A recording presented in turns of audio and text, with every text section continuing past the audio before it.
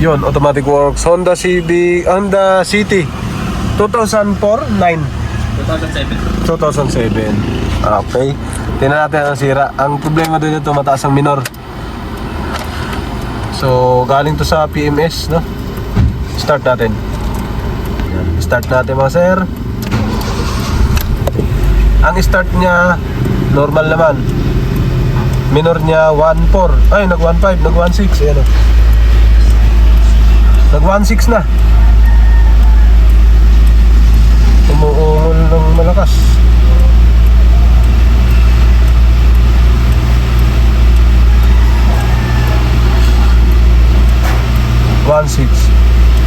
Rev natin. Nako. Ito yung magpapaputok ng radiator mo. Pagka ganito ang idle mo, ito yung magpapaputok ng radiator mo. Magda2,000 na oh. Pero maayos ang minor. Wala namang ginalaw dito, sir. Wala po. Hindi nga ako marunong. Hindi, nung pinagawa mo, wala namang ginalaw. Wala, PMS lang po talaga eh. Pini-MS, pagkatapos Tapos, nagpalit ng spark plug. pagkatapos ng PMS, naging ganito na. Hindi po. Kahapon lang po naging ganyan niya. Nag-wild. Kahapon po, naging 2K tapos Magda2,000 na yun. Nag-ano naman. Bumabagsak po yan. Nagpunta ng parang nagiging 300. 300, 400. Yun. Wala Tapos siya. nanginginig na. Pagpapaanda rin ko, revolution. Nanginginig ba? Parang umuuga. Ayun, ako yun. Ikaw yun. Parang gumagano. Ayan, magda2,000 na. Aircon Ayun, natin. 2K po yan. Aircon. Ayun, babag.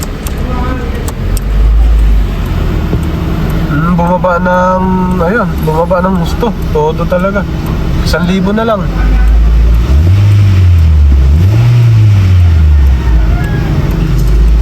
Nag-bounce. Ang lakas. Okay, off natin to. So, ang taas ng minor, no? Tapos baba natin, baka mag-lock. Dito sa harap ay putok na rin yung radiator niya. Ito. Palit radiator to. Yan, putok. Yan. Taas na minor. Ang gagalawin natin pag mataas ang minor, 4 lang naman yung spark plug niya. 4. Ang gagalawin natin, throttle body. Focus tayo dyan. Throttle body, IECB, idle ang tawag nito, idle tuning. Gagawin natin, idle setting. I-set natin ulit yung idle niya. Alright. Yun, tanggal tayo ng throttle body kasi hindi pa rin ginalaw. Tanggalin natin. Tapos adjust tayo ng minor dyan. Kaya pala nagwa-wind.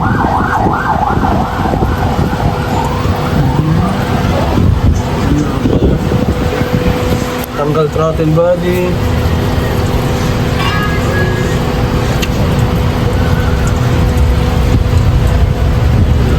Akala ko na bunot.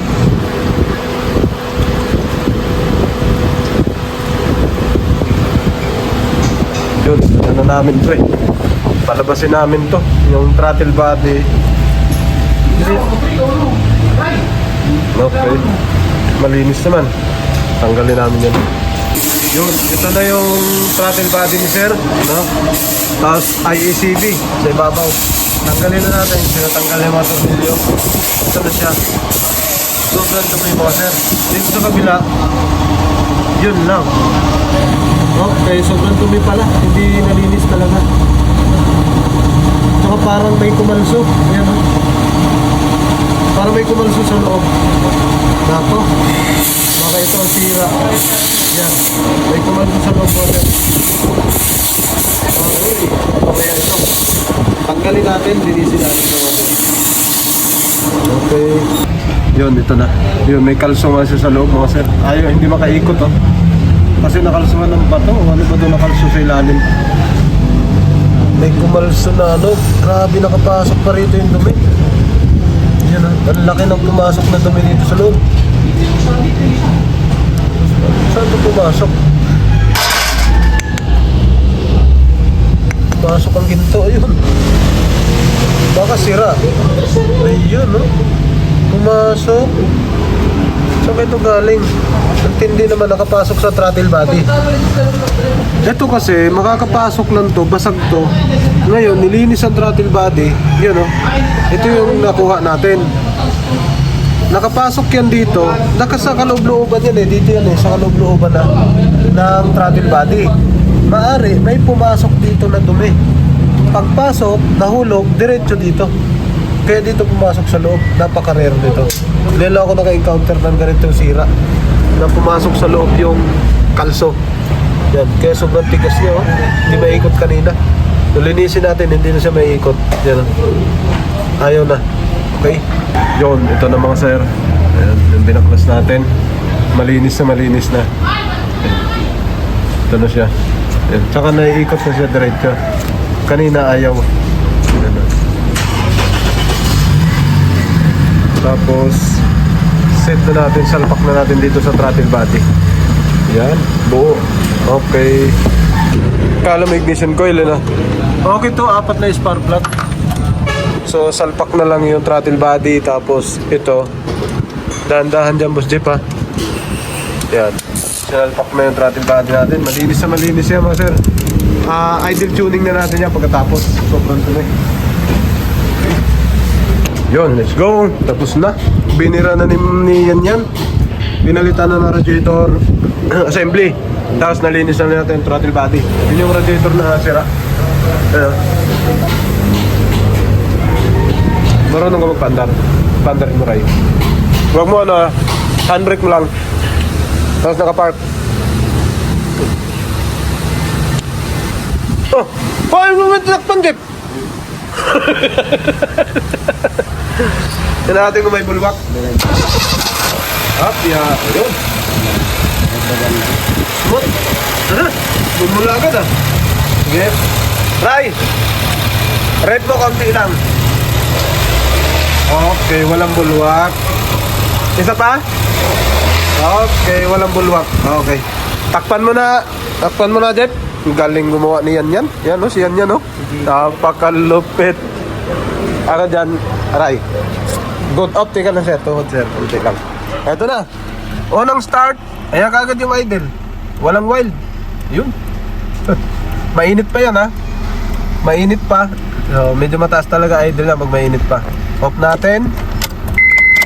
After natin magawa, no? On ulit. Yan, naka-on. Naka-park tayo mga sir. Start. Boom! Andar. Boom! Ganda ng andar. Tapos, dahil mainit pa siya, yan ang minor niya. Okay. Revolusyon natin. Okay. Yun. Limit lang daw kasi automatic. Okay. Yan na.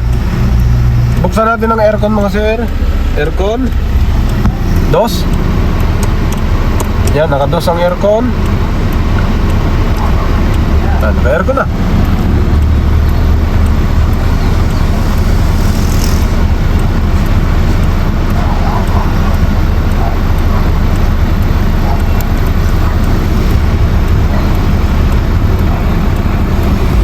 Walang bagsak. Okay na okay mo sir. Ayos. Swabing swabe. Okay. Revolusyon.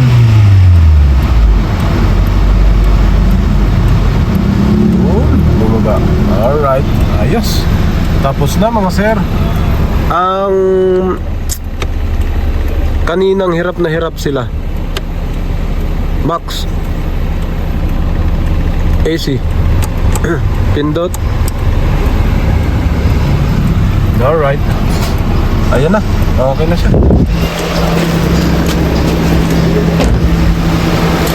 Pinanatan. Tabi nga. Tabi nga. Nagtitingnan na po. Ayan. Last time. Parang nga rin. Oh, hindi kumana aircon. Hindi ka. Na hindi nasaksak. Naga. Hindi kumana aircon. Na hindi nasaksak silalim. Yun! Mabira.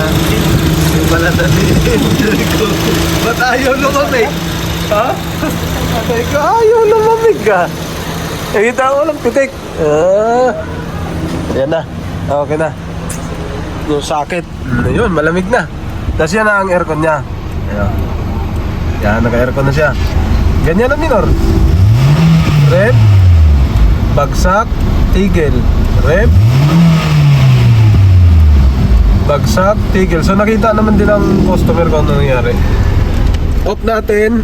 Yung idle niya kanina 2,000. Yan na siya ngayon. Yan yung idle niya. Walang aircon. Pinatay ko na mga sir. Yan, walang aircon. No aircon.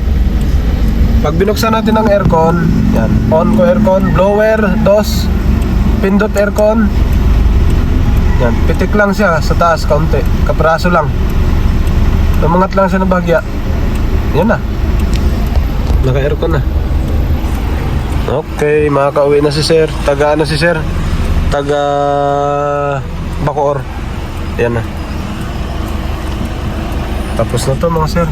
Honda City 2003. So mga common issue to ng mga Honda City. Alright, okay na mga sir. Tapos na. Balik na natin to. Na-testing na natin.